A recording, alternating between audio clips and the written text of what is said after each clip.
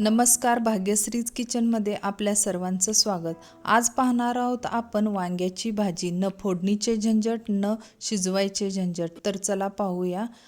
हे वांगे आता आपण बारीक चिरून घेणार आहोत. नक्की सर्वांनी करून पहा.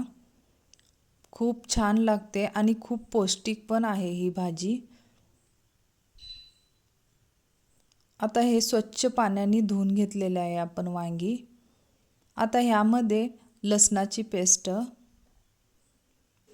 आवडीनुसार तिखट, मीठ, हळद,